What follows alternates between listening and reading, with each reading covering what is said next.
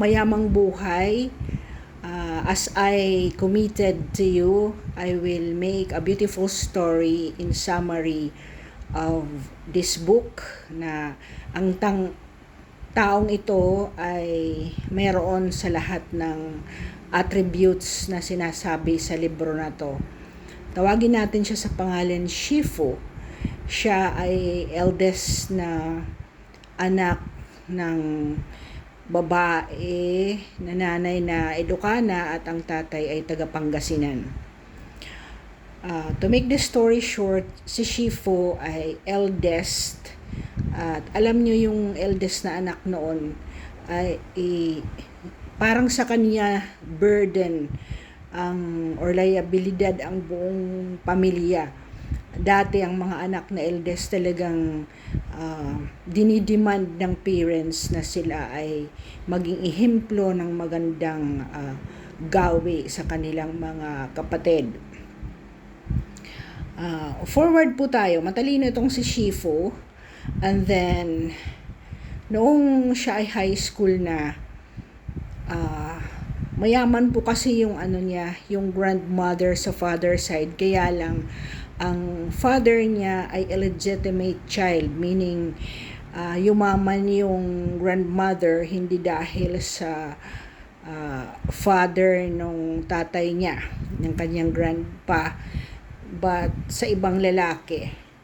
So, si tatay niya ay illegitimate child noong yumaman na husband, mayaman husband ng lola niya. So, ibig sabihin, hindi sila covered kung ano mang may mga grasya at pensyon ang kaniyang lola. Nung siya ay college niya na, kasi matalino to palaging valedictorian, at the same time, nagwo-work siya as a teacher ng trigonometry, algebra at physics para makakuha siya ng kaniyang mga additional needs na hindi nagde-depend sa kaniyang parents. Ngayon,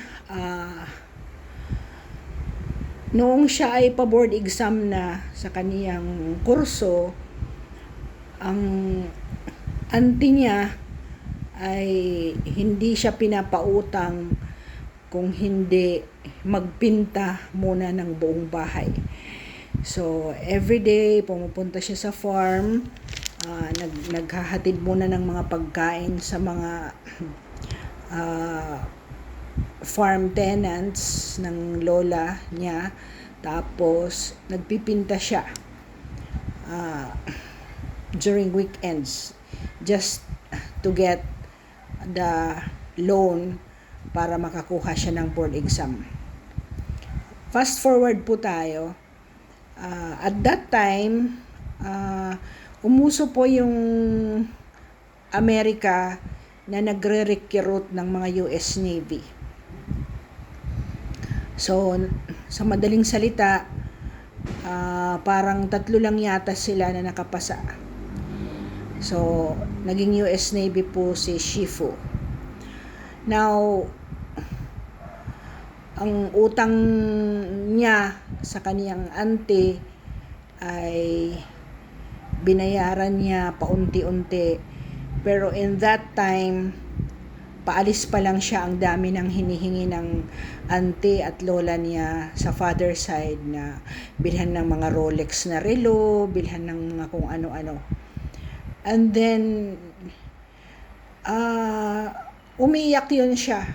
He cries kasi, kumbaga, nakakakuha siya noon ng pera sa kaniyang mga auntie at lola, dugo at pawis ang lumalabas sa kaniya. And yet, they have the audacity to ask ng mga kung ano-anong mga material na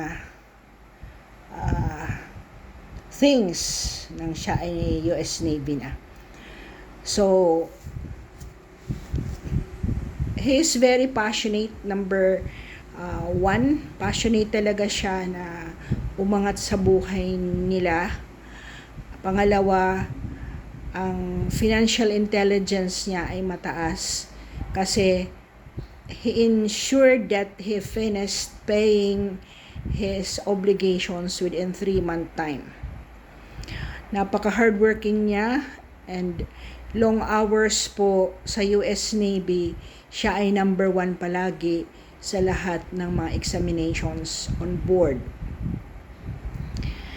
Now, after naka-serve siya sa US Navy, bumaba po siya at siya ay nag-asawa na. After that, pinalipad niya po sa Amerika yung mga parents ni Shifo, and then kumbaga yung mga imposible naging posible na sa pamilya niya. Dinala lahat, pati mga kapatid niya doon sa Amerika, and then nasolve po ang lahat ng financial problem ng family. He was focused to succeed in his life, and after that, nagkuha po siya ng nursing, kagaya ng asawa niya na nurse also. Nag-nursing siya, and then he persevered and played to win in life. He wanted to become rich, and he put up 2 houses sa Amerika, at nag-iisa lang ang anak niya.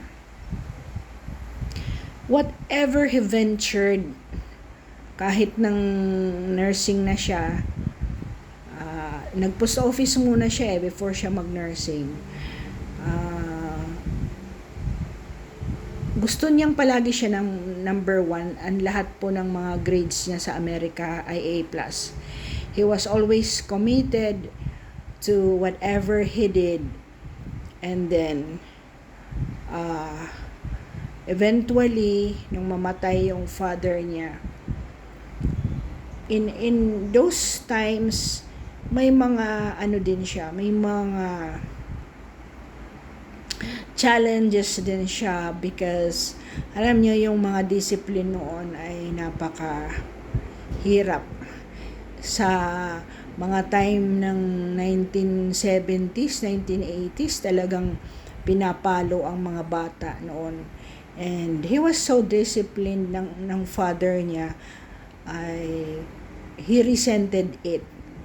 For 18 years na nandoon sa care home facility ang father niya, hindi niya binivisit. You know, successful people have also their weaknesses. Until such time na nasa deathbed na yung father niya, umiiyak na siya kasi the whole 18 years he did not visit his dad in the care facility. Nang tinanong kung saan ibibigay ang cremated ash ni tatay, hindi ibinigay sa kanya kundi sa pangalawang kapatid niya. But even that, may mga challenges siya kasi lumayas din ang nanay sa kanya, and then humiwalay, pero bumalik dito ang mother. Even if it's too late, he built also a home for the mother. So nadala din ang dalawang kapatid niya noon doon sa Amerika, and he paved for them to have the American dream. He adjusted his decisions according to what is relevant, and ang pinaka masakit doon kasi yung mga relatives niya na mayayaman noon ay hindi nakapag-aral ng mabuti, at yun,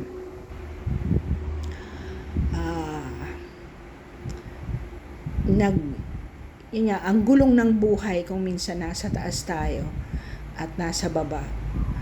But all the components of whatever elements sa isang successful na tao, nandito sa kanya. So, financial intelligence, yun ang una. At saka, talagang nagbabasa siya ng libro kagaya nila President Donald Trump. You cannot go headway, pero kung ikaw naman ay nakapag-aaral instead of, listening to those telenovela, sana nagbabasa ka. Yun din ang isang culmination na sinabi ni President Trump. Aside from doing an extra mile, you do not stop. Babalik-balikin ko sa pagbabasa ng mga libro, lalo na ng motivational books, in order for you to still grow. Thank you for listening to these stories. Alam ko may marami pa rin kayong mas magandang storya, but yun lang nahanap ko na talagang hindi ko na sabi doon sa mga earlier videos ko. Sometimes the people, the families who are richer than you, than us, ay hindi tayo tinutulungan. Pero yun ang sabi ni President Donald Trump, do not depend on others for your financial stability. Kasi kung nagdepende lang si Shifu sa kaniyang mayaman na lola at mga auntie, ay hindi siya lalago, because he will not be driven to rise above what the condition of his family then. Let us move forward to a new book sharing. I am still thinking whether I go to health books or I will go to other leadership or success books. Winning Attitude of John Maxwell. So with that, I will pray. Ang Diyos palagi mag-i-inspire yan sa atin kung anong dapat kong gawin.